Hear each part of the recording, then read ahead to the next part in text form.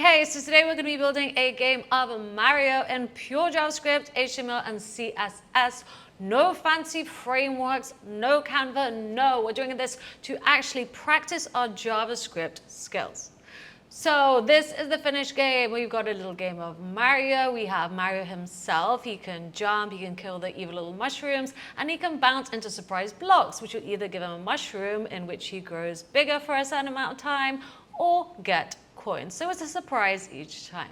We of course also have pipes to let him go to next levels. So yes, we're gonna have 2 levels in here, but don't worry, this game is all about practicing your fundamentals and gaining knowledge so that you can take this game, make it your own, add as many levels as you want because you will have the knowledge to do so.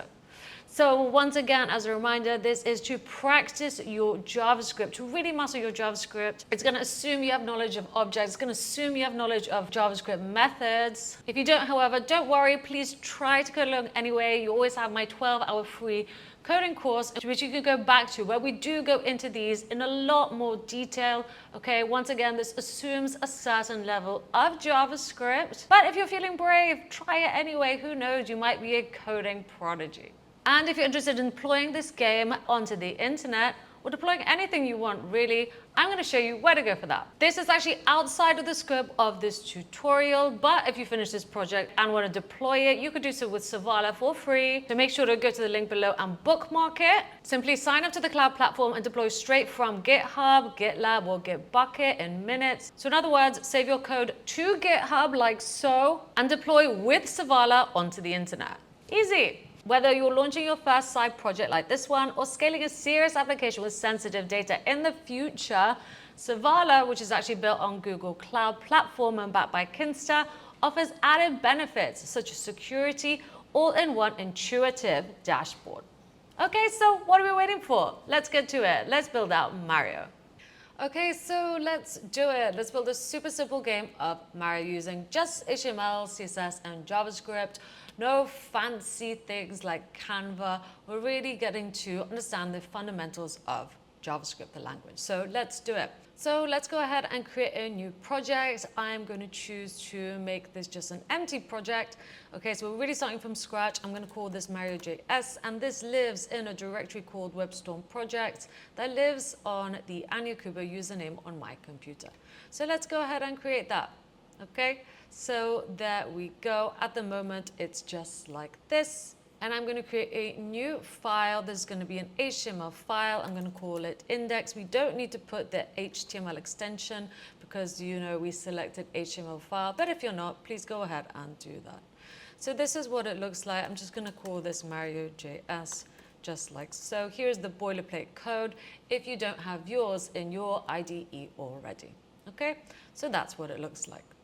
Next, we're going to create an app.js file. This is going to be for our JavaScript. So once again, I'm just going to do JavaScript file, call it app, and you can put the extension or not. So this will now know to treat this as a JavaScript file. Wonderful. And next, we're going to have to create a CSS file. So this is going to be for our style sheet. So we can just select style sheet, just select CSS, and I'm going to call this styles. So once again, styles.css. So now our code editor knows to treat this as a CSS file because of that .css extension. Great. Now let's link them up. So back in here, I'm just going to use the link element just like so. It's a self-closing tag, and I'm going to do rel style sheet, and then href, and then I'm going to link the styles.css file is in the same directory, okay, so on the same level. So I'm just going to type in styles.css to get that file name because it lives in the same place as the index.html. Great. And for the JavaScript, well, I'm just going to put a script tag at the very bottom of my body. And instead of index.js, we need app.js, right? Because we need to go to the app.js file. But we do it after all of the HTML has been read first, which is why this needs to be at the bottom in between my 2 body tags. Okay. So great, we're set up. We've linked up all the files. We linked up the JavaScript file and the styles CSS file. So we are now ready to continue. So in order to make our super simple Mario game, first off, I'm just going to use an h1 tag, and I'm just going to put simple Mario game, just like so. And let's go ahead and put a mushroom there. So wonderful, that's the h1 tag. And then I'm just going to use a div, and this is going to have all our game stuff in it. So I'm going to use the class, a class name of game container. Okay, so that we can essentially style this whole div as some kind of game container essentially. And for now, I'm just going to put in another div, and this is going to be the user interface, which is going to hold the score, the levels, and the lives. So let's give this the class name of UI. And then in here, I'm going to just put divs. Let's put score, and then let's use a span to put the actual score, which I'm going to hard code as 0 for now. We're going to pick out this whole element, the whole span element, okay? And I'm going to give this the ID of score. So we can pick that whole thing out and essentially change this 0 to be a 1 or a 2 or a 3 or a 4. So that's what I'm going to do. You can keep this as a div, or you can put this as a paragraph element. It's really up to you and how you want to style this. So we've got the score, the levels, and the lives. So score, levels, lives. I will say one thing, it's better to have a p element just in terms of it being more semantically correct than using a div, because essentially it is a bunch of text, so a p element would fit much more. Level, I'm going to hard code this as 1, as you don't really start from level 0. And lives, I'm going to also hard code this to 3, just like so. Okay, great. I'm just going to move this over as well for now. In fact, let's just get rid of it. So wonderful. The next thing I'm going to do is just lower this once more, making sure that it is in the game container. I'm going to add a div, and this time this div is going to have another div inside. And let's give this the ID of game area, just like that.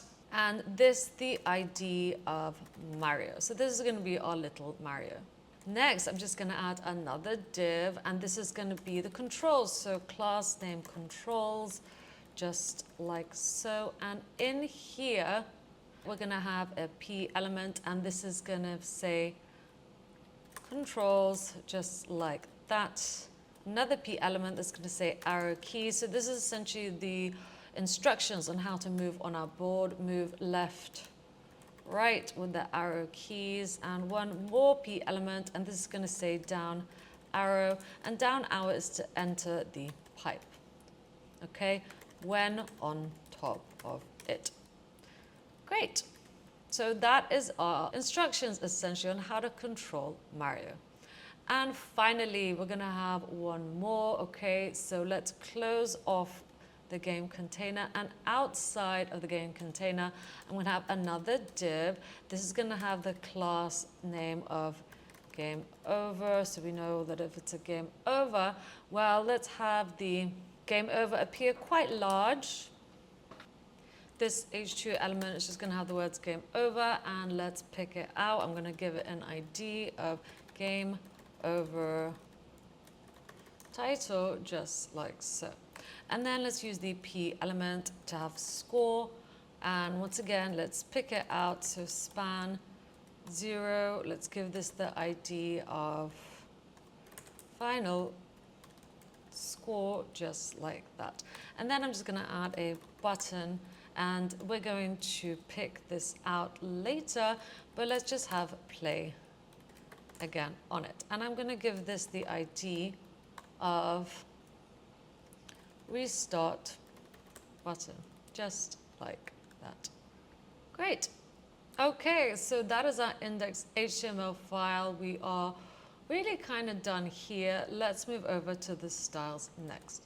Because at the moment, if we look at this, so I'm just going to get this up, and then we copy the path, copy the absolute path, and paste it like so. This is what our project looks like right now, just with the HTML and no styling. So let's style it up.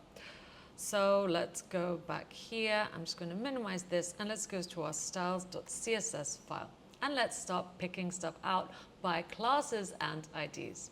First off, however, I'm just going to grab the whole body, so the whole body holding everything in.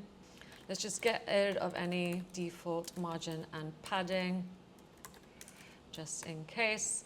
And then background, well, I'm going to give this a linear gradient actually, so linear gradient, this is a CSS function, to bottom, as I want the gradient to go from top to bottom. And then I've already picked out two colors. Okay, so I want to go from this color to this color, and you get a nice preview of them there. So that is good. We just need a comma there as well. So all three have a comma in between them. The font family that we're going to use is Courier New. And as a backup, I'm just going to have monospace. Great. And finally, I'm going to use display flex to initiate flexbox so that we can say that everything inside is going to have a flex selection of columns. So any elements inside the body are going to essentially stack up like a column. And then I'm going to also use align items center to make sure that they're centered. Let's also set the height to be 100 viewport height in order for all of this to essentially work. Okay, so now it should all look like that. As you can see, it's centered, it's in a column, and it looks pretty good so far. Let's continue. Now let's pick out the class name of game container. So to pick out a class name, you know what to do. It's .game container, and I'm going to go with background white, or if you want to keep everything consistent, let's use hex. So the hex color code for this would be FFF as a shorthand of FFF 6 times. So you could just put 3 Fs if you want. And then I'm going to give this a border of 3 pixels, so 3 pixel wide border that is solid, not dotted or anything like that, and black. So again, that's the shorthand for writing black, which in full is 3 zeros. But that is the shorthand, so it will be the same. Next, let's look at the border radius. So the border radius, I'm going to just round it off to be slightly curved to be 10 pixels. Now let's pad it out. So I'm just going to give a padding of 10 pixels as well, and a box shadow. Okay, so a box shadow of 0 on the x-axis, 4 pixels on the y-axis, x pixels spread. And then let's also make it black. So at the moment it looks like this. It's very dark. However, we can make it transparent. I'm just going to inspect that. Okay, so there we are. You can also see all the elements here. So at the moment we're signing the game container. If I remove the padding, it will look like that, but we added the padding, and I could just go ahead and remove things if I want, but I think that looks good for now. Great, I'm happy with this. Let's continue. Next, let's style the element with the class name of UI. So that is this one here. And all I'm going to do is just use display flex once more. I'm going to use justify content space between. So that just means that if we look here now and look at the UI, you will see all that lovely spacing in between.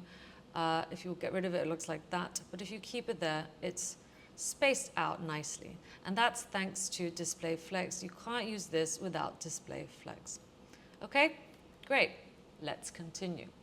Now I'm also maybe just going to give it a bit of a margin, but only at the bottom. So you can do so like this. Let's go with 10 pixels. And then also I'm going to change the font size of this to be 18 pixels. And the font weight, just to make it a little bit thicker, is bold. Okay, I'm also going to apply a min width to it, which is going to be 800 pixels, meaning that even if you kind of move it across, let's just refresh this, it will stop at 800. It won't move this across. The minimum width will always be 800 pixels. Great, and that is again of the UI element right there. Let's continue. Now it's time to pick out the game area. So this time we're picking out an element by its ID. So to do that, I'm going to use hash, and that is how we pick out the game area. Okay, so just like that. Now the reason I've chosen to use an ID for this is that we're actually going to be picking this out in JavaScript too, so it kind of needs to be unique. Same for this div right here. Whereas this is more to do with styling and how it looks. Okay, wonderful. So the game area itself, well, I'm going to go ahead and give it a width of 800 pixels, a height of 400 pixels, a background. Once again, I'm going to make it a linear gradient to bottom, and then I've already picked out all the colors. We're going to have a sky, so I'm going to go with this, and then we're going to have the green for the floor. But if you look at it at the moment, I'm just going to refresh, it looks like this. If we want a hard kind of stop and a chop, well, what we'd have to do is just add some other things in here. So it's blue up to 80%, but then at the same time, 80%, I want to turn it to green. So that should fix it. Great. I love that. That's a little hack for you. Okay, now the border of this, again, I'm going to put 2 pixels solid, and this time, let's go with that right there. So a little bit off black, and now we get a nice border to our game area. So this is looking good. And any overflow, if there ever is any, I want it to be hidden. Okay, now let's look at the players. Well, Mario, we're going to pick him out by his ID in JavaScript, but also I'm just going to style him up to have a width of 20 pixels, a height of 20 pixels, a background image. So I actually made this game a long time ago using a framework, which I don't want to use today. So I've already uploaded all the images we need. Please go ahead and take mine. You can take them from the code that I share later. So that is my little Mario, which is in fact 20 by 20 pixels wide. So this image is that. And then I think that should be fine, but just in case, I'm going to give it a Z index of 100 to make sure that it's in front of everything. And for that, we need to put a position of absolute. Great. So let's see if our Mario shows up, and there he is at the moment. Wonderful. Now we also need something for when Mario is big. We haven't added this in our HTML. This is something that we will do in JavaScript. So if an element has the ID of Mario and the class name of big on the same element, well, then let's make him big, right? Let's maybe make him 40 by 40 pixels, so it's kind of obvious. And the background image that we're going to use is actually the same. So let's go ahead and get this URL right here. Great. Now let's get anything with the class name of platform, okay, because there could be a few. And once again, we're going to have a background image for this. It's going to be a URL, and it's one that I have previously uploaded of a platform. So here it is. Please go ahead and take mine. Once again, I'm going to put width and height 20 pixels actually. So all the elements are kind of just going to be the same, to be honest. So there's the platform.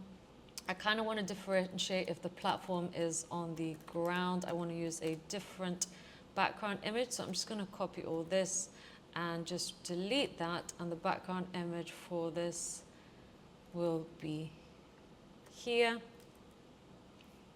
It's kind of hard for us to obviously imagine this because we haven't built this so far, but just know that there will be platforms of different types.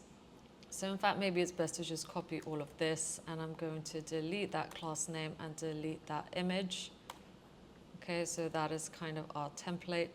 And when the platform is also blue, so it has the class name, the element, sorry, has the class name of platform and the class name of blue, well then we're going to have a different URL. So the blue platform is essentially this image right here. Now let's also create our enemy. So once again, I'm just going to make the enemy 20 by 20, and the URL for the enemy is going to be this. We're also going to have an enemy that is purple for other levels, and so the URLs of this is going to be a little bit different. Here we go. And we're also going to have a coin, because you know Mario uses the coins. So once again, let's just copy this. Everything's 20 by 20 pixels, but the image for this is of a cute little coin. I can't wait to show you. And for this one, I'm actually going to animate it as well. So animation coin spin is something that we're going to write. It's going to last for 1 second. It's going to be linear, and it's going to be infinite. Okay, so now to define the animation, we're going to need keyframes, and then we're going to get the animation name. So I chose to call this coin spin, and at 0% start of the animation, because you know an animation runs from 0 to 100, we're going to transform, just rotate on the y-axis by 0 degrees, and by the time it's reached a full animation, so the full thing, I'm going to transform, rotate by y-axis 360 degrees. So it's going to literally rotate on the y-axis by 360 degrees. Great, and that should have an L there too. Okay, we are nearly done. Once again, I'm just going to copy this because we need the surprise block, which again is 20 by 20, and the URL for this is going to be this right here. We're going to have a surprise block, however, if it's hit, so if it also has the class name of hit, and on this occasion, it's going to be this right here. If you are curious what these look like, you can, of course, just paste them into the browser like so. So here it is. Here is my little block that I made ages ago in 2021. In fact, there we go. That's what it looks like. Cool. We also need the pipe. So the pipe, this is going to be, again, made of the pipe top, actually. So let's have all the pipe styles. Then we're going to have the pipe top right, the pipe bottom, and the pipe bottom right. Okay, so now I could just quickly add all those in. So the pipe top, the pipe top right, the pipe top bottom, and the pipe bottom right. We should also maybe encapsulate all of these in one pipe element too. So for this, I'm just going to say that the width of the whole pipe is going to be 40 pixels, and the height of it is going to be, I guess, 40 pixels too, right? Because if we have these two stacked up, that should be good. We can always come back to this if we need. So now all the pipe elements, we're going to encapsulate in one whole pipe element that we will give the class name of pipe2. Great. We will be coming back to this file once we actually start working with it. I just want to get all the images here in one place. Next, I'm just going to grab the controls. So simply the controls that we have here. So this div with the class name of controls. And I'm just going to give it a margin top 15 pixels to space it out. I'm going to align the text in the center. And let's just change the font size of this to be 14 pixels like so. So that will now affect the controls here, and they have. I think I'm kind of happy with this now.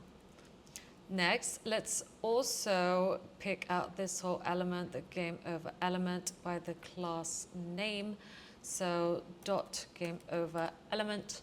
And I'm going to give this the position of absolute. So now if we save that, it will go from here to here. right? It's absolute, meaning it kind of overrides everything and appears on top of everything. And if I want to position it 50% from the top, all I would do is go top 50%, just like that.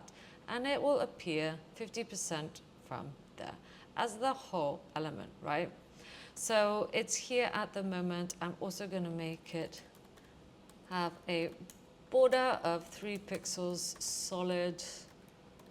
Let's go with white. Okay, so there we go. Let's maybe go ahead and give it a background. We can go with something transparent if we want. So black is this, and by adding the A, we're giving it a 0.9 opacity. So that's what it looks like. Let's also change the text color to be white, so hash FFF. There we go. Let's pad it out a little bit, so padding 30 pixels. Border radius 10 pixels. Text align center. And let's just make sure it's always in the front. So I'm going to go Z index 1000, really kind of go overboard to make sure that it does. Okay, so now with that, it will look like this. And you can change the opacity if you want. If you go 0.5, it will appear a little bit more opaque. So it's really up to you where you want to take this project.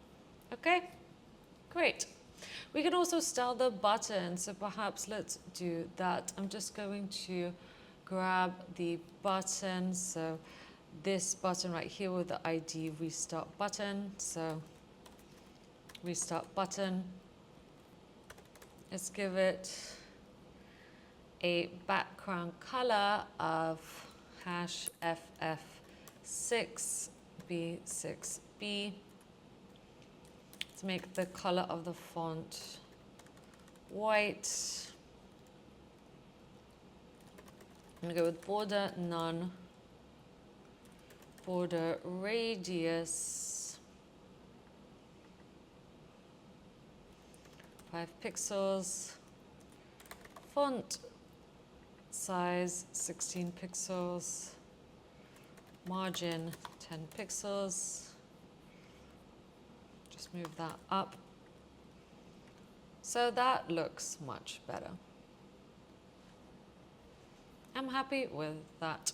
We can also add an on hover effect. So if we want to change what this looks like, if we hover over the button, we can change the background color if we wish, maybe to FF5252. So kind of similar, just more. There we go, red. I love it.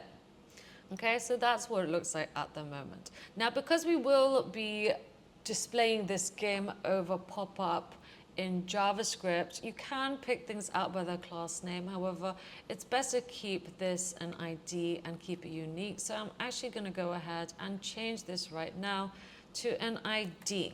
Okay, so giving this whole div the ID of game over, meaning that we need to change it here as well to an ID. So just change it to a hash. Visually, that won't change, but for us, moving on, it makes more sense when we start working with the JavaScript. I love it. Let's do it. Okay, so we will be coming back to this page as there's a few more things I will be adding. However, for now, let's move on to the JavaScript. Okay, great. Okay, so first off, I'm just going to start with the game constants. This is going to be things like gravity, jump force, move speed, and enemy speed. So const gravity, 0.5, const jump force equals -12. We can always change these later if you want to increase the gravity, increase the jump force, or increase the move speed. Let's make this 2.5. And then we're going to have enemy speed as well, and make this out 1. So those are our constants, okay? That is something that we use throughout the game, and it won't change. Now let's write some game state variables. So let game state. This will change. This will continue to be updated. So the game state is going to be an object that's going to hold a bunch of information, such as our score, which at the moment is going to be 0, the level, which at the moment we're going to start off with 1, and the lives, which we're going to start off with being 3. Next, we're going to put game running as true, because the game is running. The keys, which we will come back to, this is essentially the keys that you're going to be pressing on your keyboard. So once again, the game state is just one object that looks like this, and essentially is our entire game state for the Mario game. Now let's define the player object. So let player, and once again, this is going to be, like I said, an object. And first of all, let's actually have the element, and we're going to assign something to the element value. We're going to go into our document, so into our document here, kind of essentially, and we're going to use a JavaScript method called getElementById. And we're going to look for the element in here with the ID of Mario. So we're going to grab the whole element by its ID, Mario. Okay, making sure to spell it exactly the same. So now that whole div has been assigned to element, which lives in the player object. Great. Let's also here assign what we want the X value of the player to be on the game board. We want it to be 50. The Y, we want to be 300. So X is this way, Y is that way. We're also going to define the width here, which we know is 20 pixels, but for the JavaScript, it doesn't know that. So we're going to go height and width 20. And then we're also going to have something called velocity. So the traveling velocity of X, the X-axis, which we're going to start off at being 0, and also velocity Y, which is also going to start off being 0. We'll start off with being grounded as false, because the player is going to drop from the sky. Big, he's also going to not be big, so let's start off with false. And there's something called the big timer, because if you've ever played Mario, you should know that the bigness of Mario does run out. Okay? Great. So that is everything assigned to the player object. Great. Let's move on to the game objects arrays. So let game objects, and this is again going to be an object, and in it it's going to hold the game's platforms. It's going to be an empty array for now. The enemies, which is going to be an empty array for now. All the coins in the game, so here they go, obviously empty for now. The surprise blocks, again empty for now. And the pipes, empty for now. But essentially that's what we're going to be working with in this game. Let's make sure to spell surprise correctly. Great. Okay, we're only going to have 2 levels in this game. You can, after this, I have to show you how to make 2 levels. You can actually go ahead and add as many as you want. So const levels equals, and it's going to be array, and the first object is going to be our first level. So in fact, maybe let's go ahead and write that level 1. And level 1 consists of platforms. So exactly like we saw up here, we're now going to actually build this out. So this is going to be an array, and my platforms are going to exist on, we're just going to define where. So on the x-axis 0, y-axis 360, we're positioning the platforms essentially. We're going to say this platform has a width of 400 and a height of 40.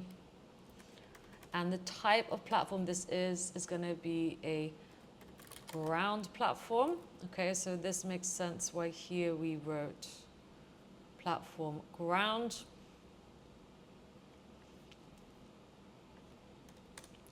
And next we're going to have the same thing. So once again, I'm actually just going to copy this, and we're going to essentially just change these values here. So let's have 1. Let's have a total of 5. 3, 4, 5. X is going to here be 500. Y-axis is going to be 360. The width of this is going to be 300 and the height of this is going to be 40 again. And let's make this a ground platform. The next platform, we're going to have a floating one. So this is going to be 200. This, let's put it 280. We can always change these after we've done it. This has kind of already been planned out by me. And the floating one, visually it looks the same as the ground one, but for us it's best to kind of differentiate these. But however, it does mean that I'm just going to copy this and put floating here, even though it looks exactly the same. We're going to have different class names for it so we can differentiate them in JavaScript. Okay, great. 300, y 240, width 60, height 20. Again, there's going to be a floating platform. X 600, y 280, width is going to be 80, height is going to be 20, and this again is going to be a floating platform. So once again, in level 1, I've just mapped out exactly where on that level every platform is going to be. Next, let's map out the, you guessed it, the enemies. So let's copy that and let's put our enemies in here. Each enemy is going to be an object.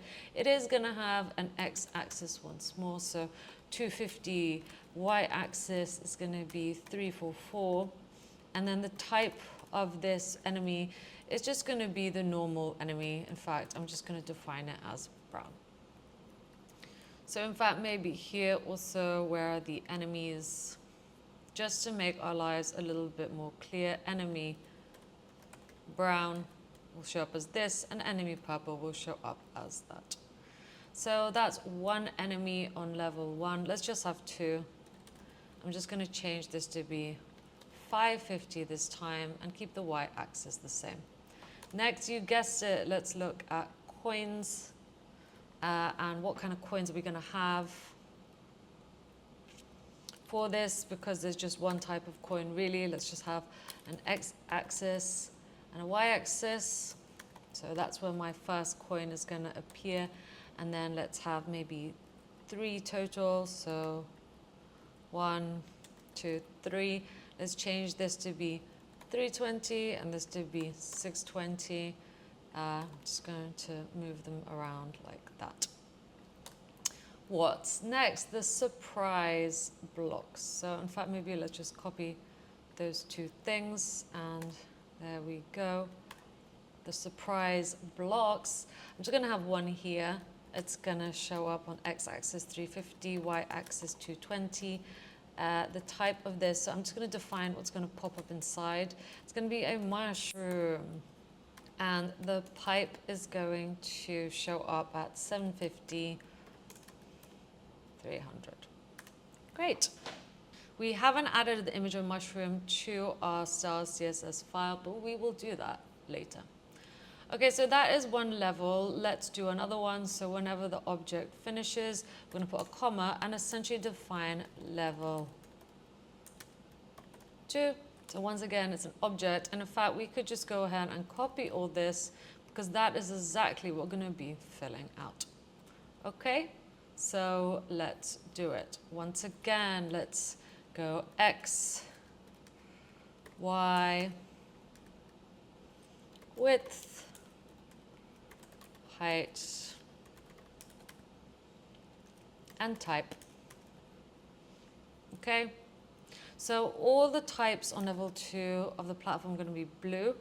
And let's go ahead and have 9, 2, 3, 4, 5, 6, 7, 8, 9. I have already pre-planned this for you, so if you don't like how this looks, you can always change the position of everything that you see here. So maybe it's easier for me to copy here. I am just copying from a pre-made sheet, but I have all these already stored because this took a lot of time to plan out. I'm essentially just saving you a bunch of time by giving you a kind of already drawn out level. But like I said, if you want to add more levels, please go ahead and do so. Okay, in fact, let's just have 8. Here, I'm going to go 360, 360.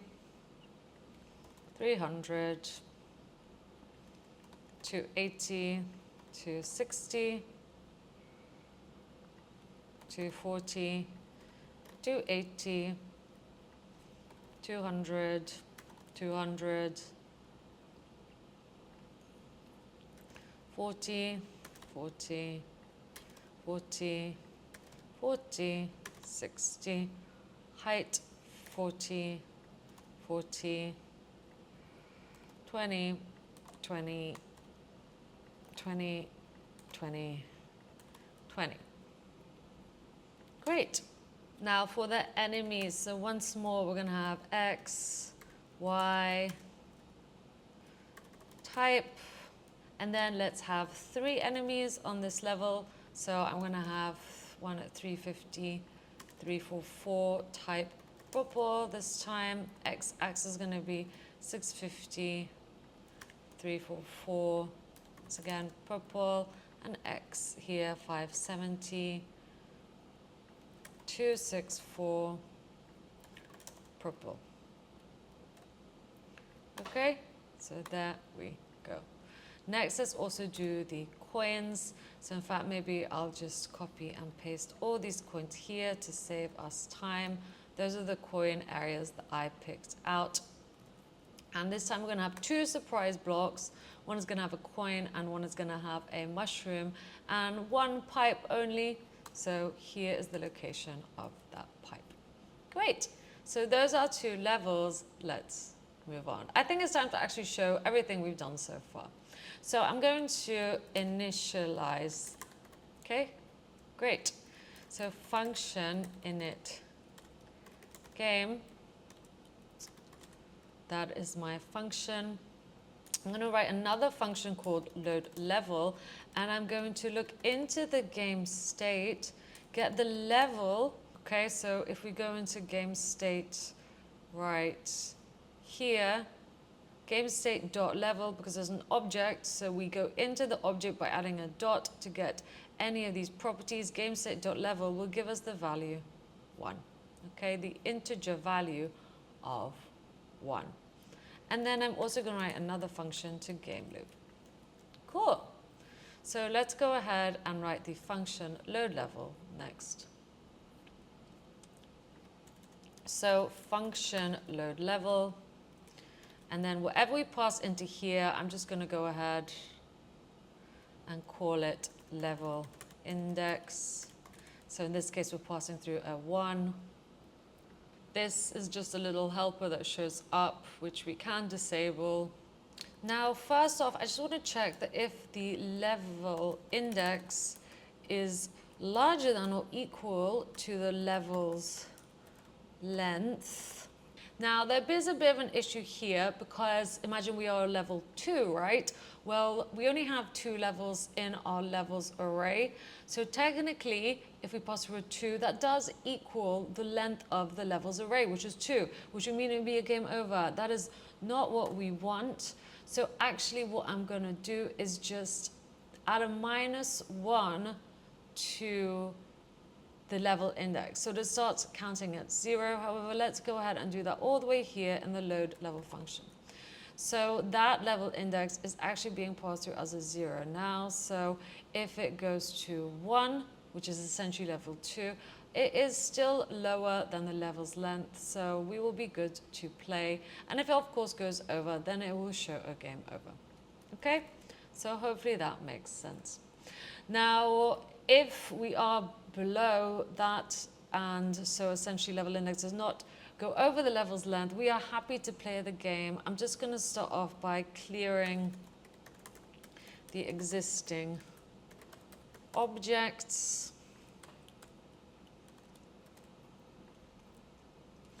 I'm going to write another function called clear level, which we have not written yet. So I'm just going to comment that out for now. And now let's actually get the level. So const level, let's define it. We're going to go into our levels array, and we're going to pass through the level index. So if it's a 0, we'll get back the first item and assign it to level. Next, I'm also going to define the game area. And for this, we're going to go into our document, into our whole document here, and get the element with the ID of game area. So let's use get element by ID and pass through the game area. Easy. Okay, so now I'm going to also reset the player. So wherever the player is, our little Mario, I'm going to get the player and get its x-axis, because as we know, player is an object that we wrote above, and I'm going to assign it to 50. Let's also get y and assign it 300. Player velocity x is going to be 0. Player velocity y is going to be 0. Player big is going to be false. We're starting off as small. And player big timer will also start off as being 0. Great. Let's also clear any class names that might be assigned to the player. So for example, if he's currently big, class name, it's going to clear it to be an empty string. And we're going to update element position. This is a function that we are yet to write, and we'll just pass through the player. Just a few things actually. So the player element, the player x-axis, and the player y-axis. So again, this is a function that we are yet to write. So I'm just going to comment that out for now. Let's move on. So outside of this function, I'm going to write another function called, you guessed it, update element position, in which we pass through the element, the x-axis and the y-axis. And I'm just going to grab the element style left and just use x plus px as we are working in pixels. So we're getting that element, essentially our Mario, and using style to manipulate the style position left. And we're passing through whatever that is. So in this case, it's 50 pixels. We're also going to have to add a position of absolute to Mario. So let's find Mario here. That's already been done for us, because otherwise we would not be able to add left, right, top, and bottom as we are doing now. So we've just added left, and then also let's do top. Okay, and for this it's y. Great. So we've now written that. Let's uncomment it out here. I'm going to keep that like that. Okay, so let's give it a go. We are going to have to call this function, of course. So let's start game. And I'm just going to call that. And let's see what happens. Okay, so wonderful. Game loop is not defined. That is fine. Let's just go ahead and comment out game loop for now. What we've essentially done is assign an x and a y axis to Mario. Okay, it is absolute, so it's taking in the whole page into account. However, we just want this in the game area. So let's go back to styles. Let's find our game area, and I'm going to add a position of relative to the game area, meaning that Mario will now appear inside that game area, 50 pixels and 300 pixels from the top. Great. So we've essentially kind of started our game by placing Mario exactly where he is. Wonderful. I love it. Let's continue. So let's go back to this file right here. Okay, now let's continue by going back into this function, so the load level function. And what I'm going to do is actually create the platforms for this layer. So create platforms, just like so. And I'm going to get the level, and from the level I'm going to get the platforms. And for each platform, that lives inside of that array, I'm going to essentially create an element out that data. So maybe let's call this platform data instead, as it is just a bunch of data, and let's define our actual platform. So remember the data, it had the X and the Y and the width and the height. We're actually going to use that. We're going to write a function called create element, and we're going to create a div, and that div is also going to have the class name of platform, and we're going to go into that platform data once more to get the type. Okay, so whether it was ground, whether it was floating, that is going to be assigned right here. Okay, and the other thing that we're going to have to pass through is this whole object, and we're going to assign a left side, so that once more we're going to get that platform data and get X from it, and add just the px string for pixels, and let's do the same for the top, width and height. So top, width and height. So platform data Y, platform data width, and platform data height. Next, let's grab the game area that we picked out previously and use the method of append child to actually add an element inside of it. And we're going to grab that whole platform and just whack it in, okay, for each platform. And finally, we're going to save that to the game objects, platforms. We're going to push that into the array. We're going to push in this whole object, and it's just going to be the element, which is going to have the value of the platform itself so we can keep track of it. And we're going to also just spill out any other platform data that we have.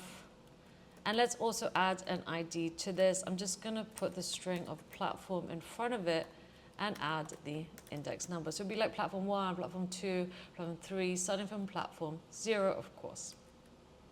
Okay, so let's define that function, create element. So once again, just do it outside. I'm just going to do it here. Function, create element. And of course, we pass through the type, the class name, and the styles as an object. So with the element that we pass through, we're going to use document and create element. This we did not write, this already exists from the document API. We're going to create a div. Okay, so we're creating a div in the document and assigning it to the const element. So now let's grab that element and let's assign a class name, which we have passed through into this function. And then I'm just going to use object assign and assign it the element style with the styles we passed through. And then we're just going to return the element itself. Okay, so that is our function create element, which we wrote. Okay, this is not the one from the document API. This is the one from the document API. You can see we're getting the document object and getting it from there. Great. So now if we look in here, we have created all those platforms. However, they're all bunched up here. Why is that? It's because we need to add position absolute to them, just like we have with Mario. So back in here, where we have the platforms, we're just going to add position absolute.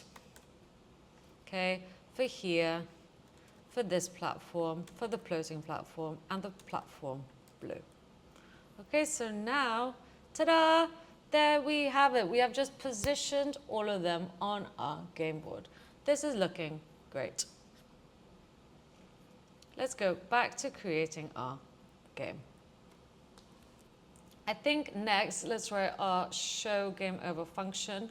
So I'm just going to uncomment that for now. And once again, at the bottom here, so outside that function, let's write function show game over, just like so. And this is going to be easy. We're just going to grab the game state. We have the game running property on that object. We're going to set it to false. We're also going to get the document, get element by ID. So let's search for the game over title.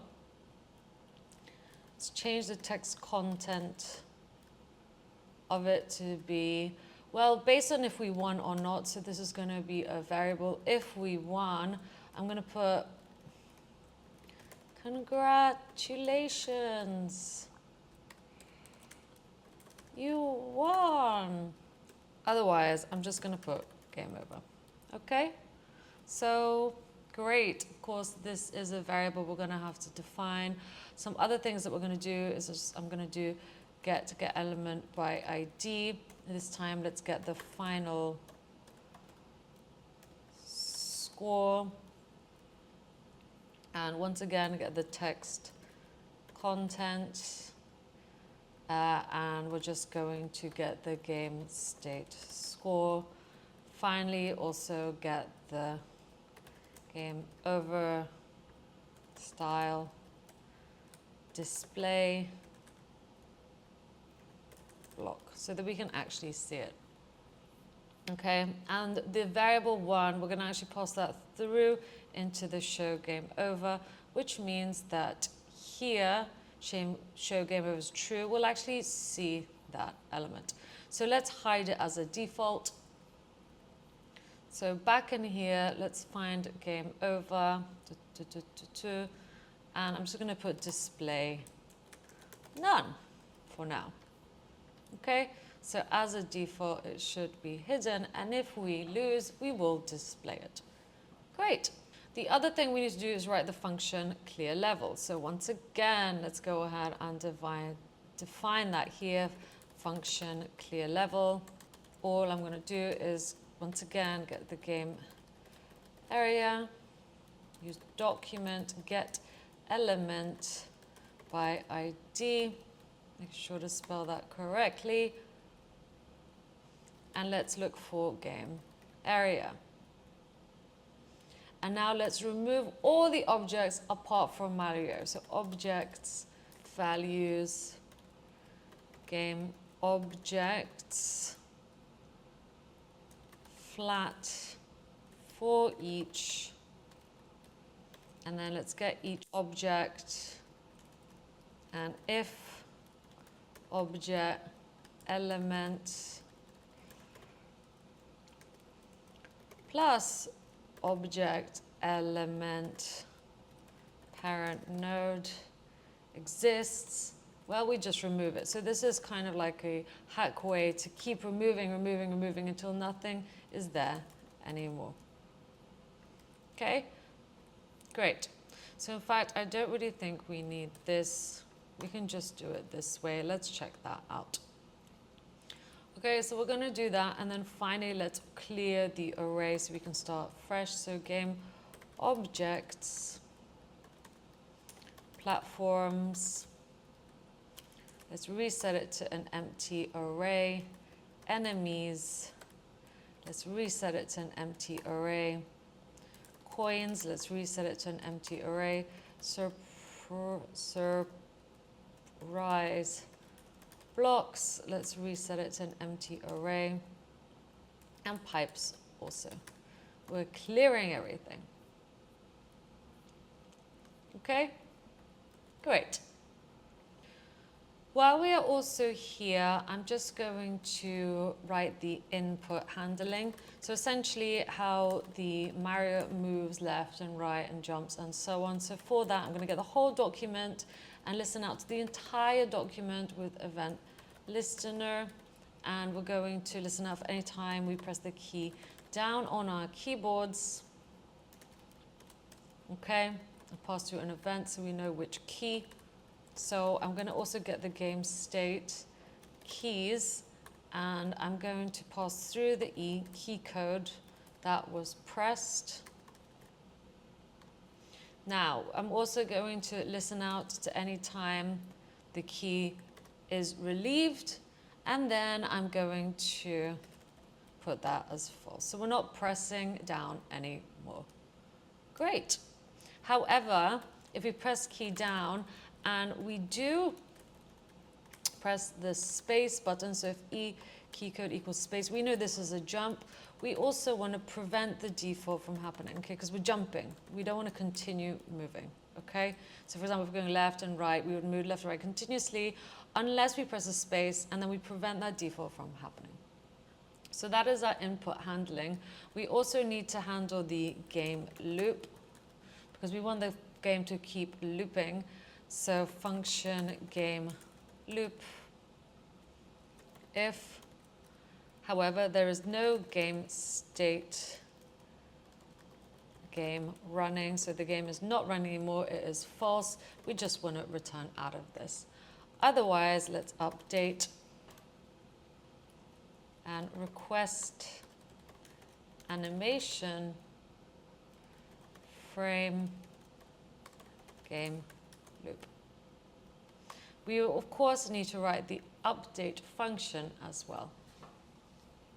The update function is going to be a long one, okay, because it's essentially going to handle all of our game logic. So update game logic function update.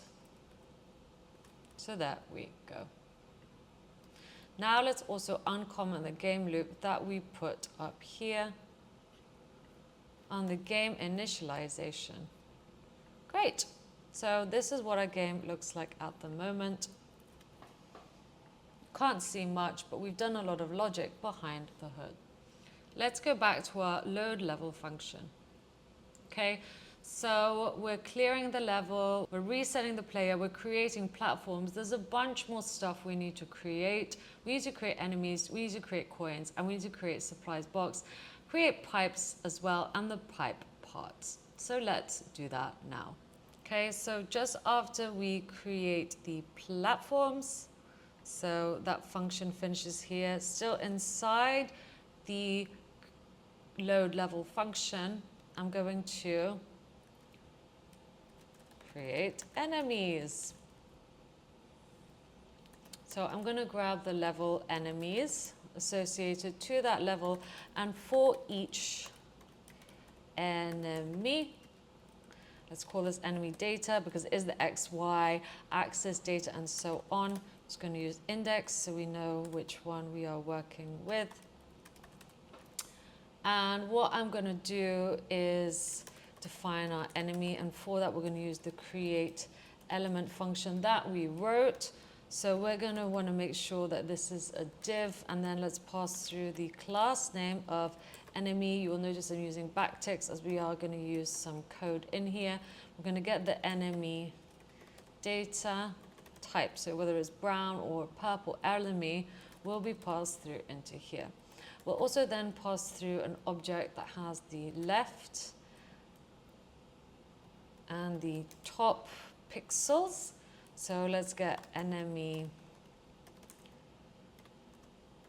data, which is an integer, okay, stored under X, and we're just gonna get the string pixels and add it like so.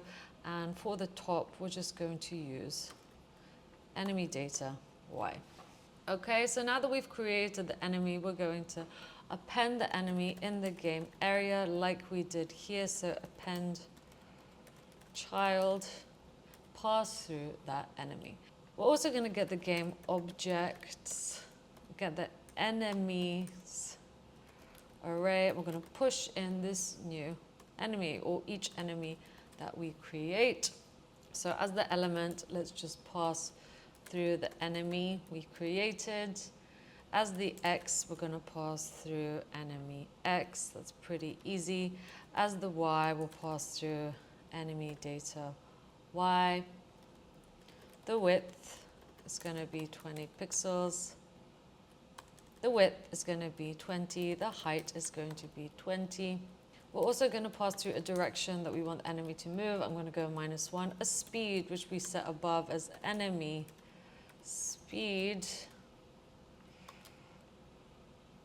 and let's give it ID. So the ID is just going to be the string of enemy dash, and we're going to add the index, so starting from 0. We're also going to make the enemy alive true to start off with. Great. So let's use the same logic to now create a coin. So after this is finished, so just here, we're going to create coin. Or coins multiple if there are multiple coins. So once again, for the level we are working with, let's get the coins array. And for each coin that exists, we're going to get the coin data, so the X, the Y, and the so on. Let's get its index. And then once again, let's use the create element function that we wrote to pass through a div. And then I'm just going to pass through the type of coin. And as left, I'm going to just put coin data X and append the string pixels. And then I'm going to also put top with coin data Y. Okay, great. And once again, let's get the game area. Use append child. Pass through the coin itself. Let's get the game objects, coins, push. So we're pushing into that array this object, which is going to essentially represent our one coin. So let's get the element and pass through the coin itself. As the X, we're going to just get the coin data X. The Y, we're going to get the coin data Y. Width is going to be 20. Height is going to be 20. Collected, we're going to start off with being false and change it to be true. The ID, well, we're going to do coin and then the index. Great. So just the surprise box and the pipes next. So same logic once more.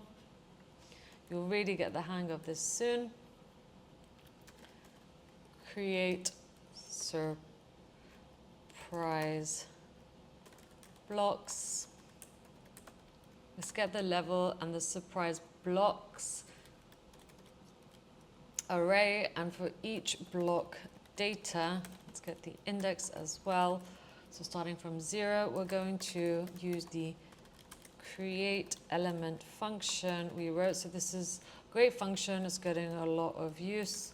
And then let's just pass through the string of surprise block, just like so.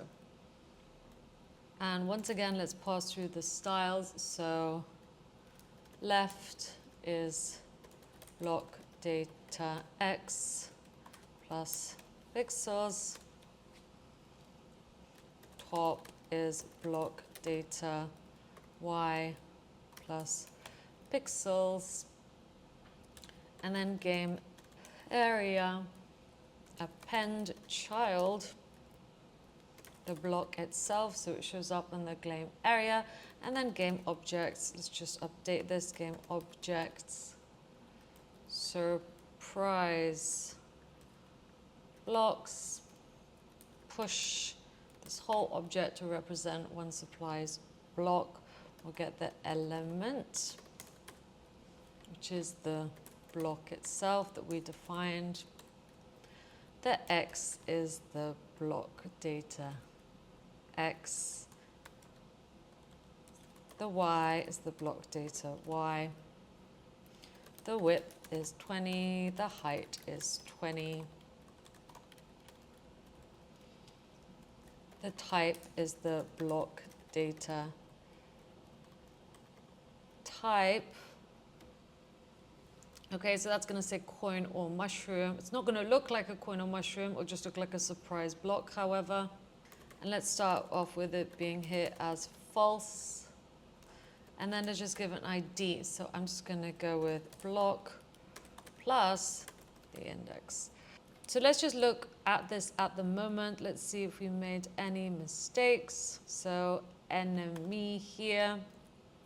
Okay, so this is looking good. So now if I refresh this, ta-da, we get our enemies, we get our coins, we get our surprise block. However, they're just stuck in here. Why? Because we need to add a position absolute to all of them. So in fact, let's go back up here. I'm gonna go with enemy here, coin, surprise block hit, pipe top right, pipe top bottom, pipe bottom right, and great. So now if we refresh this, they will appear in their correct positions. I love it. This is looking so good. Now let's do the pipes. So once again, right after this, but still in the same load level function, let's create pipes. Once again, level, so let's get the pipes associated with that level, and for each pipe data, so the X, the Y, and so on, let's also grab the index. I'm going to use the create element function and just pass through that I want to create a div, and I want to give it the type of pipe, and these are the styles I want to add. So left is going to have pipe data X plus pixels, and top is going to have pipe data Y. So that's for the whole pipe itself. However, we need to also create the pipe parts. So still inside this function, let's define pipe top left equals and create element once more. This time I'm just going to pass through that I want to create a div, and pipe top is going to be the type, and then let's do pipe top right, pipe bottom left, and pipe bottom right. Okay, so pipe top right, pipe bottom is the style name, and pipe bottom right. Great, so now let's append this all to the pipe. So let's grab the pipe itself that we created above, and I'm going to use append child to put in the pipe top left. We can just use append, in which we can just pass them all through. Pipe top right, pipe bottom left, and pipe bottom right. And once that pipe is created, we get the game area, and we use append child. This is just one to append that whole pipe with all of its 4 children. Okay, so it will look like that. So there's our pipe top right, pipe bottom right, all in one space, all as children. We're gonna have to space them out a little bit. But for now, let's also get the game objects, pipes, and push the element pipe. X is going to be pipe data X. Y is going to be pipe data Y. Width is going to be 40. Height is going to be 40. And the ID is going to be pipe plus the index value. Great. We have finally finished our load level function. I love it. Let's get to spacing these out a little bit more.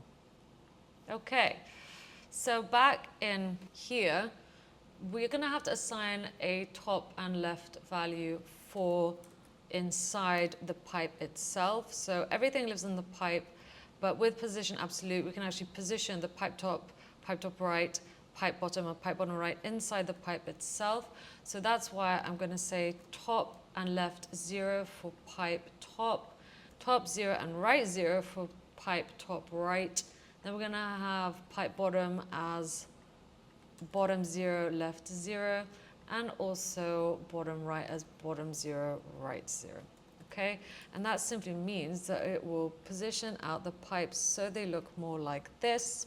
I'm just going to get this image to see what that looks like. Okay, so it is cutting off a bit of the image, pipe top right. I'm just going to increase that top to top 320. I think it should be a bit lower, so let's go ahead and do that. So here, where do we add that? Well, it's going to be in the levels. So where is the pipes? Let's change that to 320, and it'll probably be the same for the second level too. So I'm just going to change that to 320 as well. Great. And that just means that now it will show up in the right place. I love it. Same for Mario. We can also change where he shows up. So maybe let's go with Y320. And same for here. When we reset the player, it should be 322. Okay? So that's where he will be. We probably need to go even lower than that. So player Y 340, and once again at the top, player Y 340 as well. So ta-da, now he's on the floor. So if you never need to position anything, that's how you do it. Great, I love it. Let's continue. Okay, so now let's write some game logic. So let's go all the way down here and once again work on the game logic function. So first off, we're going to handle the inputs. We're going to support simultaneous movement and jumping. So we're going to use the game state keys for this that have been saved. If, and then we're going to look into the game state object that we have saved above and look at the keys property.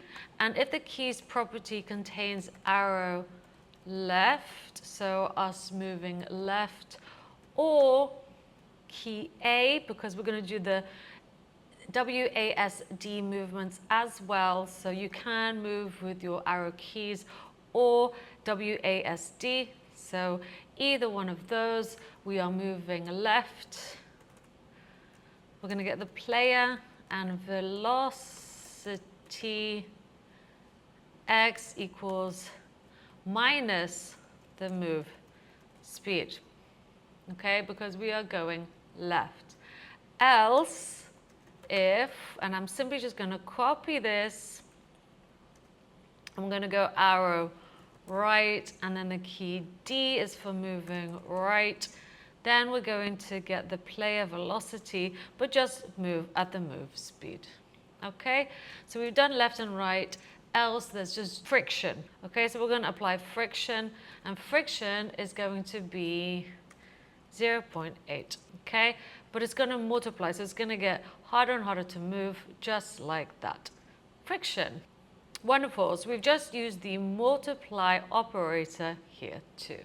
Next, let's handle the jumping. So this handles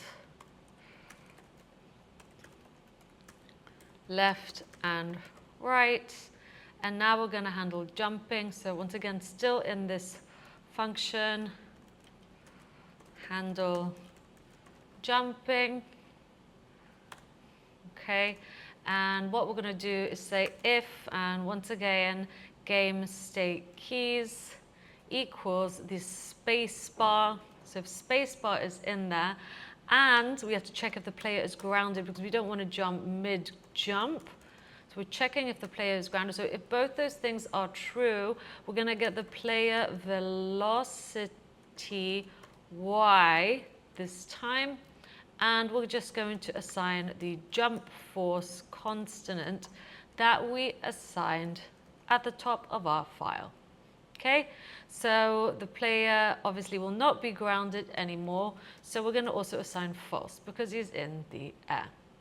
And I'm also going to apply gravity. So apply gravity if player is not grounded, so he's in the air, player velocity y is going to increment. I'm going to increase it with gravity. So that's the increment operator right there. We're just adding gravity to it.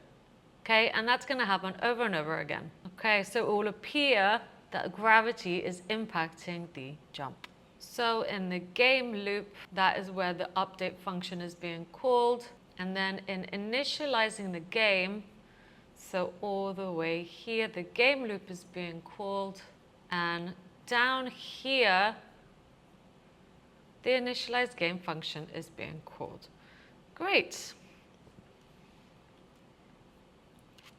So now let's just go console logs out so we can see what's going on under the hood. And here, just going to console log out the game keys so you can see which game keys are being pressed, and refresh. So as you can see, if you press on the arrow left, it will say left, and if you let go, okay, at the moment it's true because I'm pressing down on it. If you let go, it will say false.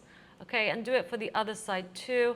Okay, so it's just collecting every single arrow press you do. If you click the space, okay, it's true. As soon as you let go, it will be false. So we're just collecting all the arrows there. Great, and that is constant. Wonderful. Let's continue. So now we actually need to make Mario appear as if he's moving. And to do that, well, we're going to have to use the update element position function that we wrote that will update the player element position and size. And we're going to just pass through the player element, okay? And then the player x axis and the player y axis too. So make sure, again, that is in the update function after we've written all these if statements. Now, if I refresh, he's still not moving. Why is that? Let's have a look. Because we're just passing through the player element, the player x and the player y axis. We've actually updated the velocity, which then needs to translate to the player position. So whatever the player x position was, we add the player velocity x. And we do the same for the y-axis. So whatever y was, we add the velocity y to it. And this will essentially update player position. Okay, so now let's have a look. Let's refresh. And Mario seems to be dropping somewhere down there. Whoa, there he goes. Let's inspect where he went. So here is our game container. Here is our game area. There is Mario. Okay, he's dropping from the top. He's dropping and dropping and dropping. We need to essentially ground him somewhere. So add a platform collision. So let's maybe go back and work on that first.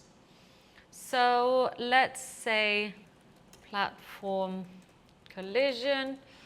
And then let's do it for every platform. So let platform of game objects platforms.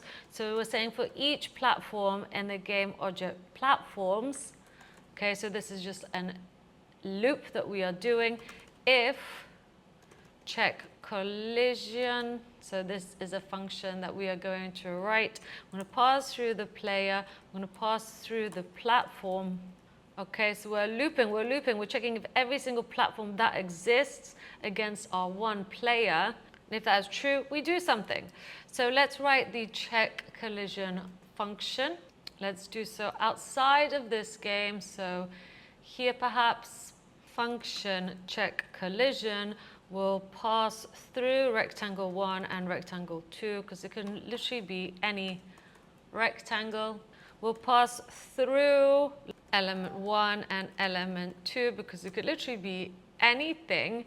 And we're just going to check the x coordinate of the elements and the width, as well as the y coordinate and the height, to make sure that areas of the two elements overlap. So we're going to return element 1x, and if it is smaller than element 2x, plus element 2 width, and that is true, plus element 1 x plus element 1 width is larger than element 2 x. So if that statement is true and this statement is true, and let's do the y-axis now as well. So let's check element 1 y is smaller than element 2 y plus element 2 height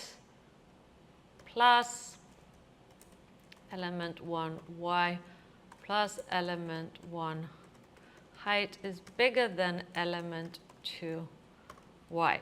So again, we are checking if all of these statements are true. We know there is a platform collision that has occurred. Okay, so if platform collision has occurred, well, what do we want to do? Check first if the player is falling. So player velocity y is larger than 0. This means that indeed they are falling. So we want to stop them from falling essentially. So player y, we're going to have to override with platform y so that the player stops on the platform. But then we're also going to minus the player height, because otherwise the player and the platform will appear on top of each other. No, we want the player to essentially appear above it. That's why I'm also subtracting the player height. Now we're going to get the player velocity y and just reset it to 0. Okay, and then we're going to add player grounded as true. Okay, so that the player will stop. So now this should fix our problem of the player falling through, and there we go. So once again, if I refresh, Mario doesn't fall through the ground now because he is on a platform. Okay, and now if I do that, he can also move around. So left, right, jump. This is looking wonderful. I'm so happy with this. We have now made Mario move on our board. Great. However, look, if we go off a platform, he doesn't appear to be falling. This is because we need to actually reset before the platform collision. Let's just reset player grounded to be false so that he continues falling as a reset, okay? As a reset to everything. So by default, he should always be falling. Okay? Wonderful. So now if we do that, he will fall back down. Wonderful. Let's move on. So now we've done the platform collision, we're going to use the same logic to do a pipe collision. So pipe collision, platform collision.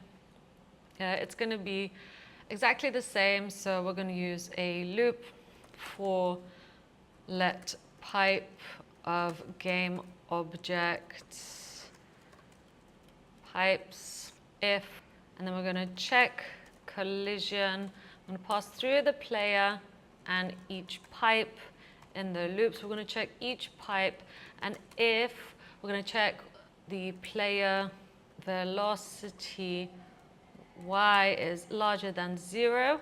This just means we're falling down into the pipe. Okay, so we press down, we want to fall into the pipe, so falling. Well, then once again, we want to get player y and then just assign pipe y to it minus the player height so that the player appears on the right position and not exactly where the pipe is. So once again, we get player velocity y and just clear it to be 0 again. And we're also going to ground the player, okay? So make him stop on top of the pipe. Wonderful. So that's stopping on top of the pipe. We still have some logic to do for him to essentially go to the next level. First, however, let's do enemy. So enemy collisions, but also enemy movement. So enemy movement and collisions. We'll do that in one. So once again, let's make a loop for let enemy of game objects enemies if no enemy is alive. So we're checking if any enemy, so we're looping again. If the enemy is not alive, then you continue. Otherwise, we get the enemy x-axis and we use the AND operator, so addition operator, to get the enemy speed and multiply by the enemy direction, because it's going to change direction. So this will allow us to make a move either minus or plus the speed. Okay, now we need to actually change that direction. So reverse direction at platform edges or boundaries.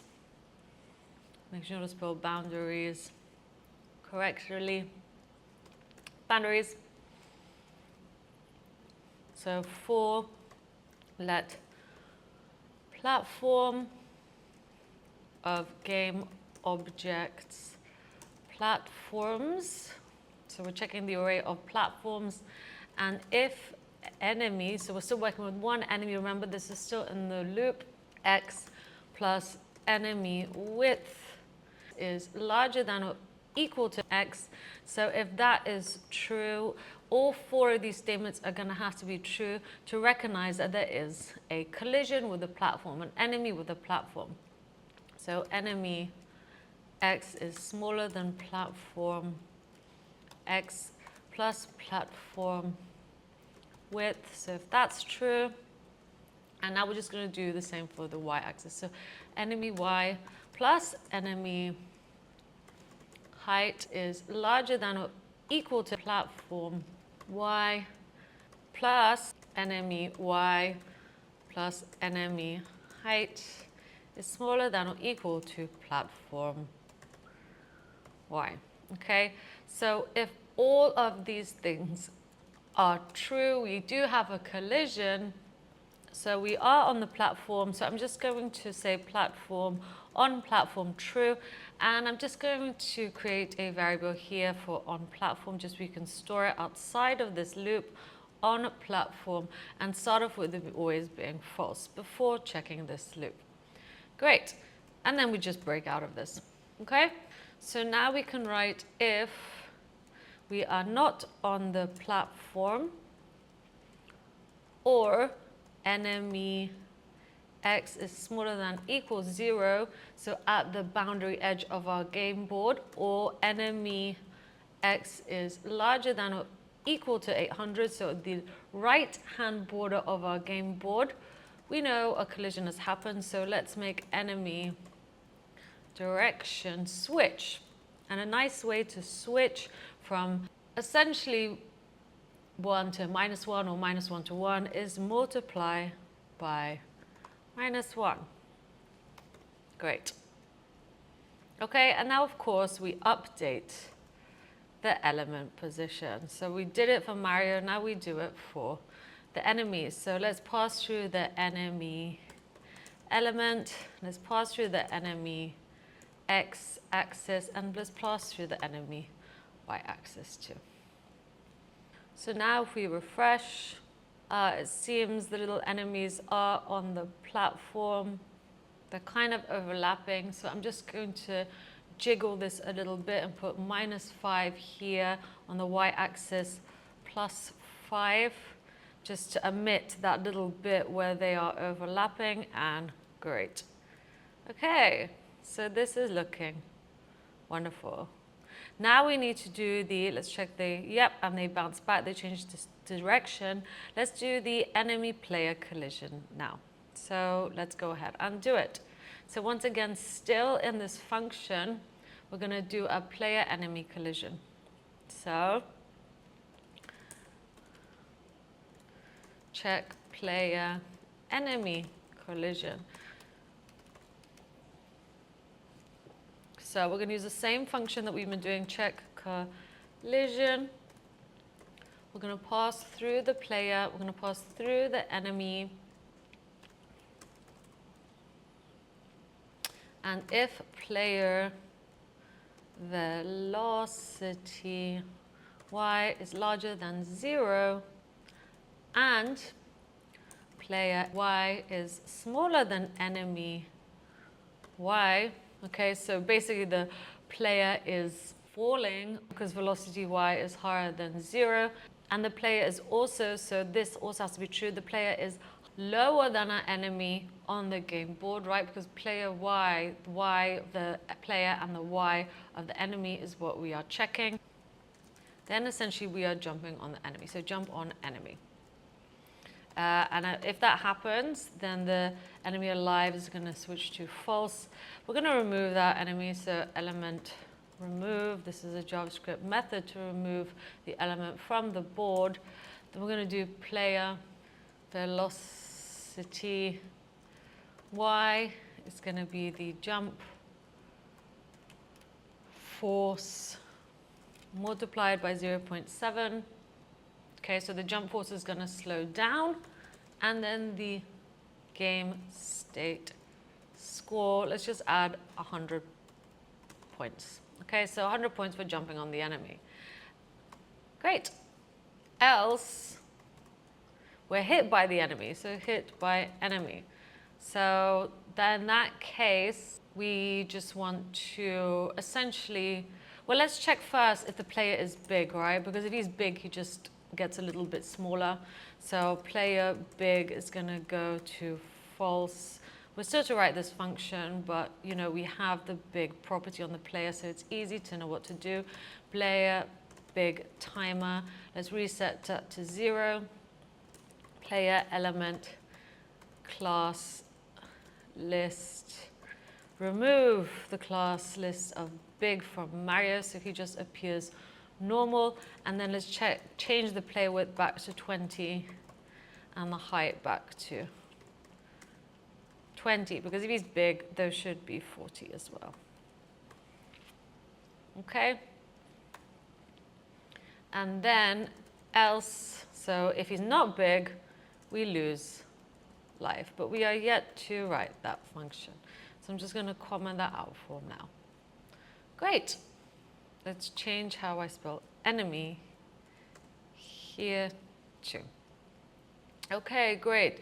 So again, still in the function of the update function. As you can see here, we are still in it. We also need to work on coin collection. So this is another loop for let coin of game objects coins if, and we're going to check the coin because we're checking all the coins in the coin array. So if the coin is not collected, because we're going to mark it as collected if it is, and there is a collision between the player and the coin, so check collision player coin, well then you want to change collected to true, right? Because it is collected now, and I'm going to remove it. So coin element remove game state score plus 50. So you're going to get 50 for a coin, and that is it. Now let's work on the surprise blocks. So when we interact with surprise blocks, okay? It seems we made a little typo here, so let's change that. So once again, another loop for let block of game objects surprise blocks if the current block that we are looping over, because there may be many blocks in the surprise block array. So if the current block we are looping over is not hit, this means not, and we check collision. So is a collision between the player and the block that we are currently looping over for. And so these three things need to be true. The player velocity y is smaller than 0, block hit equals true. We hit the block, and then we're going to change its class list, so it changes visually. Block element class list add hit. So it looks like it's been hit. Okay, so for now, let's see what hit looks like. Essentially, we're just changing the image here, so that is good. Let's go ahead and trial it.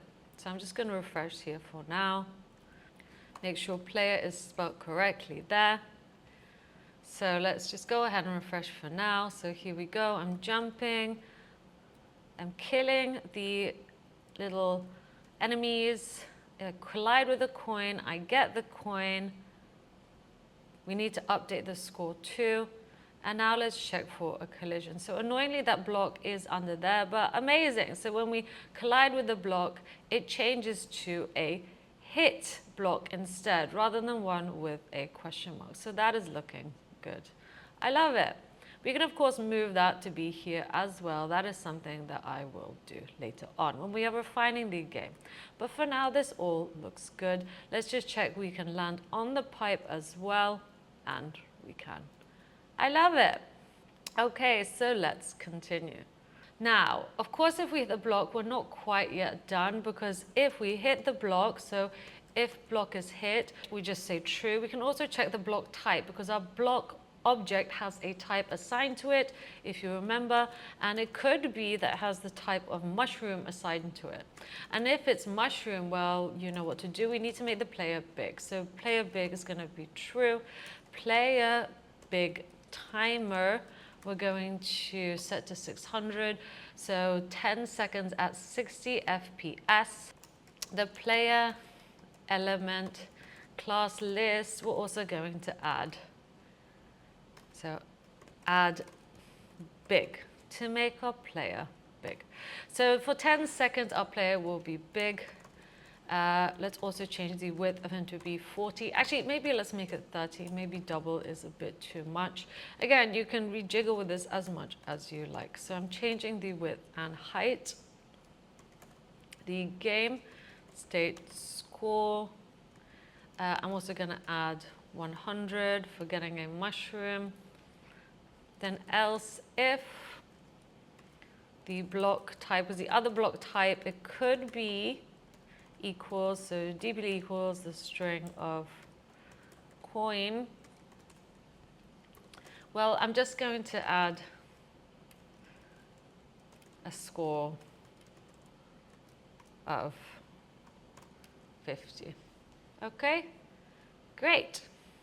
We should also have some kind of visual to show that a coin has been hit. We can work on that later. But for now, let's check if he does in fact become big. So once again, I'm just going to refresh. And I think this is a mushroom. Ah, great. So amazing. We've multiplied Mario, however. Why is that? It's just looking quite funny that there is 4. Let's have a look why. So Mario class big, styles. Let's search for big. Okay, 30. So it's up to you however you want to do it. I obviously changed my mind and went from 40 to 30. Let's have a look. Okay, so there we go. However, the Mario is not, image is not covering the element like I want it to. Just going to zoom in for you here a little bit. So Mario big. On Mario itself, I'm just going to do background size cover, no repeat. So now, let's check it out. Ta-da, there we go. Mario is big. We've fixed that problem. Great, let's continue. We have one more interaction to do, and that is for pipe interaction to next level. Okay, so once again, let's check for any pipes, because there could be more than one pipe. Pipe of game objects. Pipes, this means that when you create future levels, you don't have to worry about anything. You can add as many pipes as you want. They'll all take you to the next level. If player grounded, so if he is grounded on top of the pipe, and player X plus player width is larger than pipe x and player x is smaller than pipe x plus pipe width, and we want to make sure that he's standing on top of the pipe, the whole pipe. I'm going to use math abs to get the absolute number, okay, like a rounded number, and I'm going to get player y plus player height minus pipe y. So this will help us check if he's standing on top of the pipe and it's smaller than 5, and we also want to be pressing down, right? So game state keys, and the current key that's being pressed is arrow down. Okay, if all of that is true, we go to the next level and call it. Of course, we haven't written that yet, so I'm just going to comment that out. However, this should be like that. Okay, so if all of that is true, then we go to the next level. I love it. However, I'm just going to go up here because check for enemy interaction. So enemy movement and collision, actually, this should have inside of it, check enemy player collision, not the coin collection or the surprise blocks, however, or the pipe interaction. So I'm just going to take those 3 functions, close this up now, and paste those 3 above the update element position, still inside the update function. Okay, so just like that. Please refer to my code that I have added if you are not sure. Okay, now we're just going to do 2 more things before we go out of this function of updating fall death. If player y is suddenly larger than 400, then we lose life. So once again, that is a function that we are yet to write. And finally, let's just update the UI with the score and everything. So we can use document get element by ID. And we're going to get the score. So we can update the score visually. You can use text content to do this. Game state score. Okay, so whatever the game state score is going to be assigned to the element of score in our UI. Let's do the same for the level and the live. So just change this to level and this to lives. And then this level, so this is something that lives inside our game state object and lives. Great, and we are finally done with the update function. Let's write our next level and lose live functions next. Okay, so down here, function lose life. Well, the game state does store lives, so we're just going to minus that from it. And if game state lives, so for example, you have 3 lives, this operator will remove 1, so it will come to 2 lives. And if game state lives suddenly is smaller than or equal to 0, well, then there's no lives, right? So we show game over. And because we didn't win, we pass through the 1 variable as false. Go back to the game over function if you need to see the 1 variable to refresh your memories. Else, we reset the player position. So player X is going to go back to being 50. Player Y is going to go back to being 300. Of course, we need to make sure that this is aligned with what we originally set. Player velocity X is going to go back to being 0. Player velocity Y is going to go back to being 0. Player big is to go back to being false. Player big timer can go back to being 0. Player element class list, remove any class of big. Make sure that is spelled correctly. And let's set the player width back to being 20. And so the same with the height. Wonderful. So that is our lose life function. We can uncomment where we have used it. And we're also going to write a function for next level. So this is going to take us to the next level. And all I'm going to do is get the game state level. So if it's currently 1, we'll change it to 2 using the addition operator.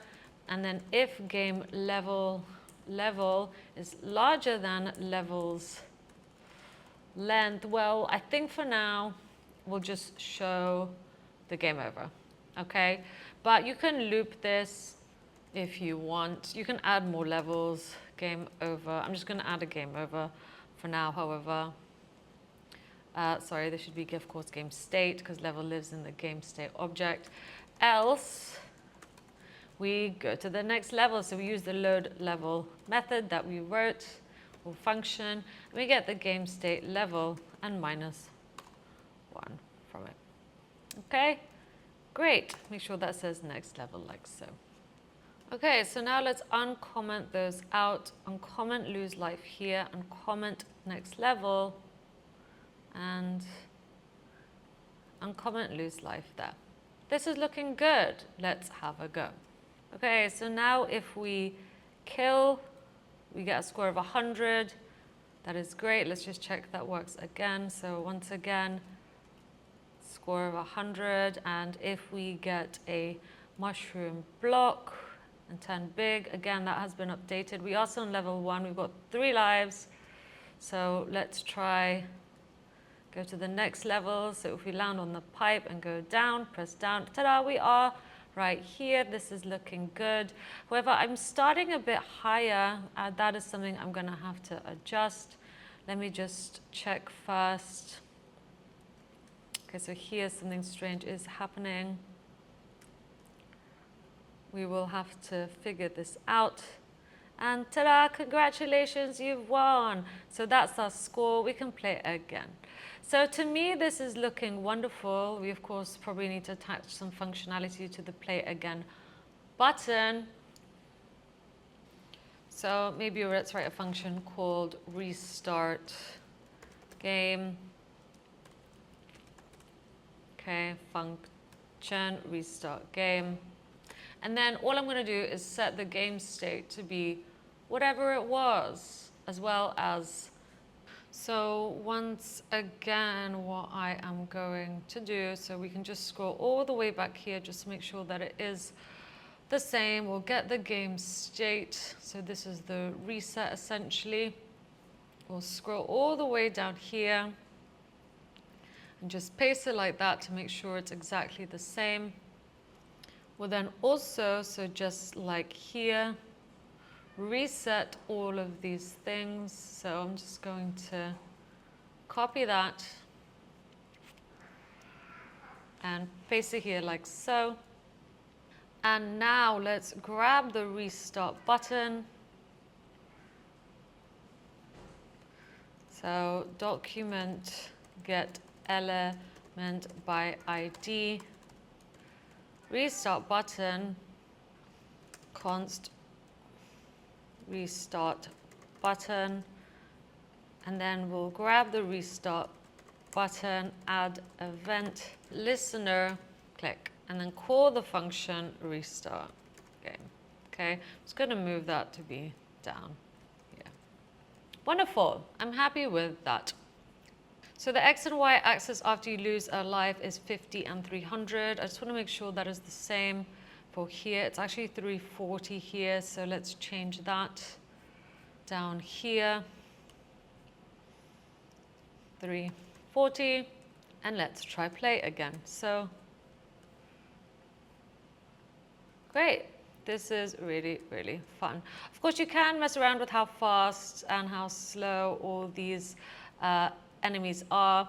So some of the images are a bit bigger. I'm just going to do cover, just like we did with Mario. So where is Mario? Cover, background, repeat on some of these two. So on the enemies, there we go. And I believe also on the pipes. So pipe top, pipe right, pipe bottom, pipe bottom right. We didn't quite finish writing this, so restart game. Yes, reset everything. Let's also get rid of the game over element. So still in the function document, get element by ID,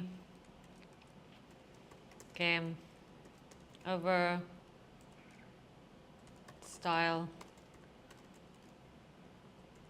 display, none. Make sure, of course, to do game over exactly how it's written here.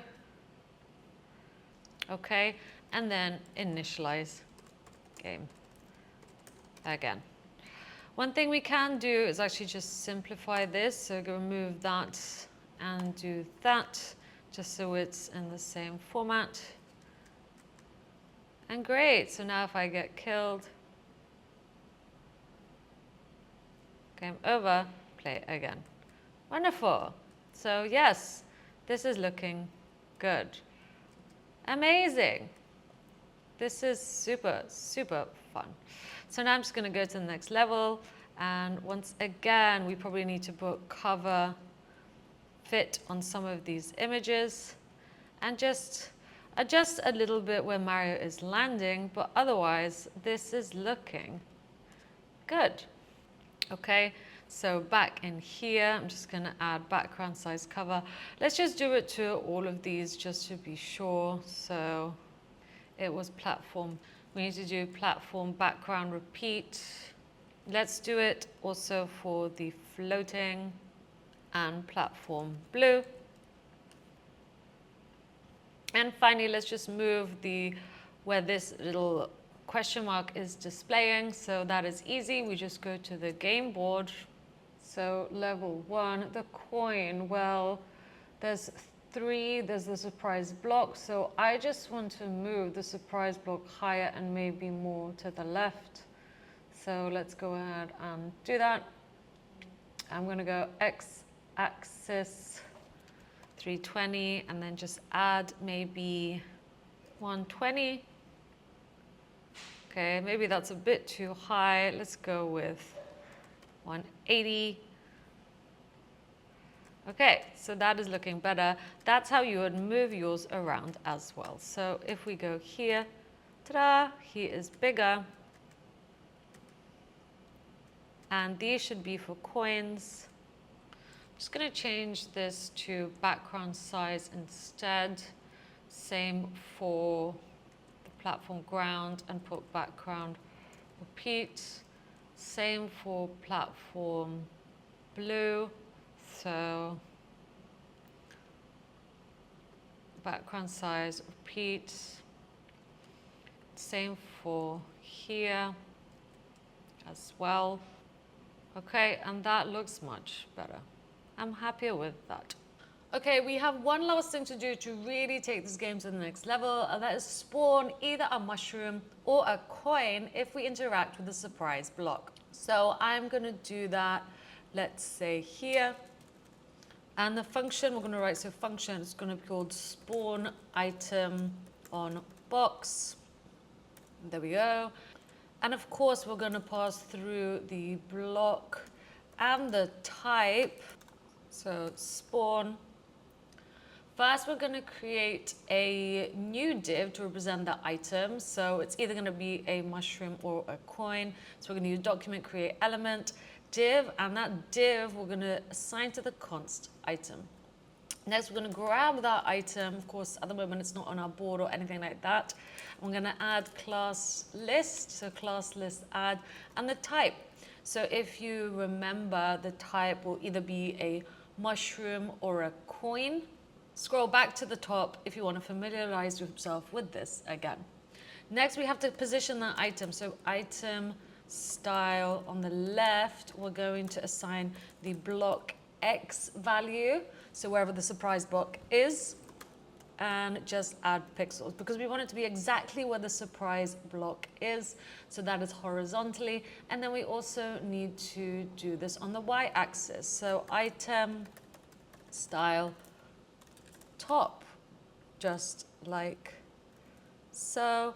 And this time we get the y-axis. So block y, however, we want it to be slightly above the block. So exactly 20, the block is 20 height. So it will show up above the block. And then we add pixels, just like so. And then of course we need to add that element to the game area so it's visible on the screen. So let's get the game area, use the append child method, and pass through the item. Great. Now we're going to create an object to keep track of the item's properties and physics. So const item object equals, and then of course we have to make that an object. So the x is simply going to be where the surprise block currently is. So we're going to use block x. The y of the object, so the mushroom or the coin that's about to sprout on the y-axis is going to be y minus 20 because we said we want it to be above the block. The width of it is well going to be 20 because we're keeping everything consistent. The height is going to be 20 as well. The element is going to be, well, the item itself. So this that we created after all of this has been applied, and the velocity y, so how it's falling, so the vertical speed, we're going to start off with being 0. Now game area is not defined. We must have picked it out in the scope of another function. So I'm going to pick it out here. Let's do it at the top. So document get element by ID game area. So we can pick out the game area of our game and save as the const game area, because that's where we're going to be putting in this item into the game area. Great.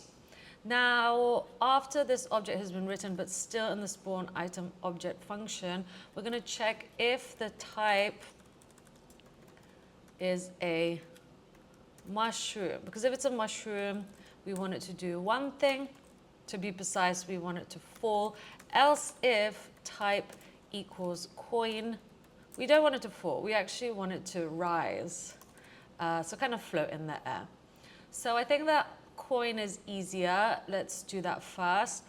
And we're just showing something visually, right? So all I'm going to do is let frames equal 0, because we're going to start off with the frame counter being 0 to remove the coin after 3 seconds. And now I'm going to create an interval to animate the coin floating up. So const float interval equals set interval. And then I'm simply going to get the item object y and minus 1 to it. So it goes up.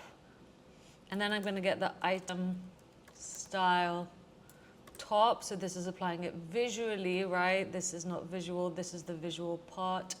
And I'm going to get the item object y after I add minus 1 to it and just add pixels.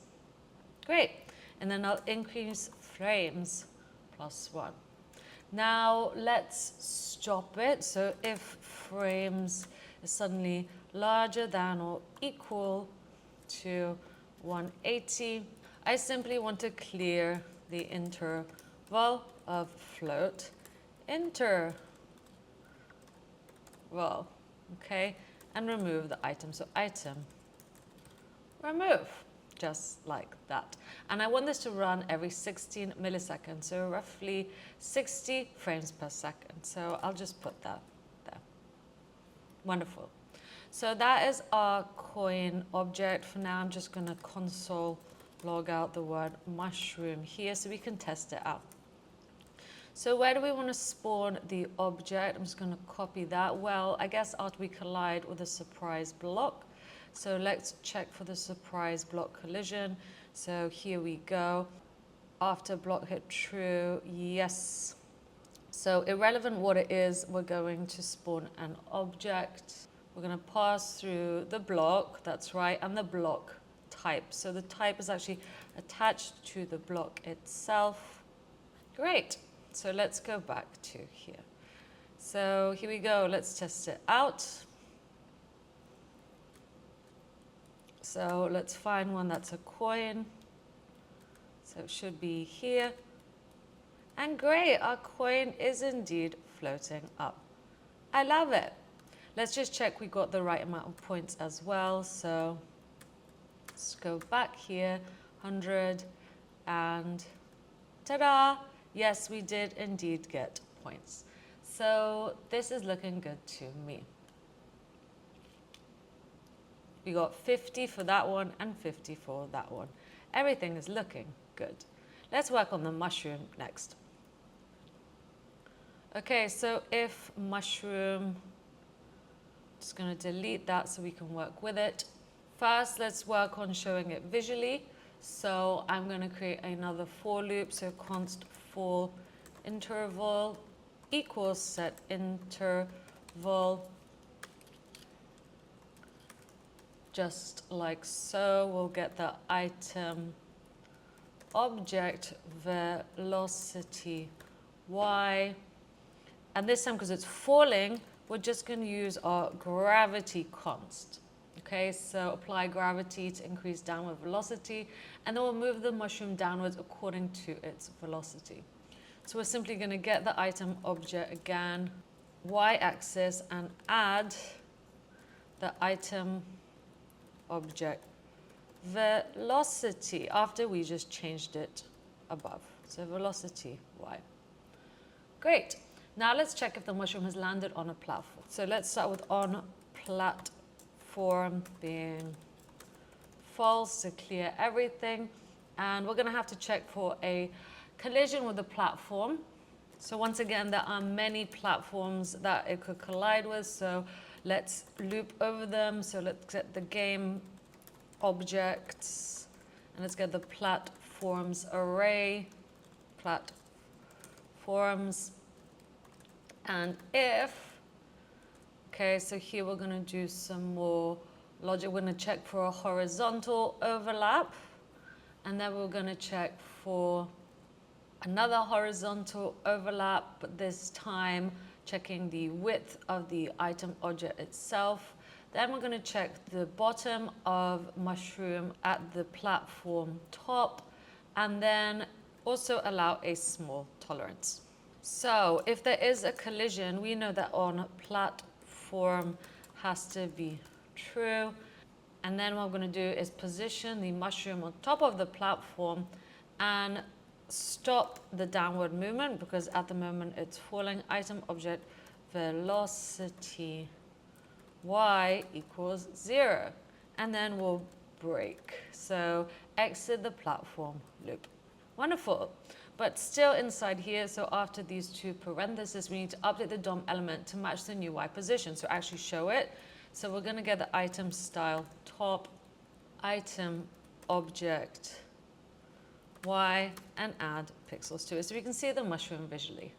And if on platform is true, we're going to stop the mushroom falling, of course, but we also need to clear the interval from running. So clear interval fall interval. Great. And we want this to run every 16 milliseconds again. So wonderful. This looks good to me. The one thing we do need to do is add a mushroom style. So I'm just going to go ahead and do that now. The style name of mushroom. Let's just copy this, so just like that, and add a background image. Again, I've already uploaded these onto Imager a while ago. So here we go. So let's test it out. So now if I interact with this, ta-da, a mushroom falls down. Now in my game of Mario, I'm just going to actually remove the mushroom when it hits the ground. I'm happy with this. Of course, you can take this further. I will leave a little note at the end of this video for you. For now, however, you might be noticing some lag. For example, if you're viewing this the next day or in a different browser, I'm going to actually remove these set intervals so that everything is consistent with working with the request animation frame. So this should get rid of any lag, and your Mario should be moving at the same pace.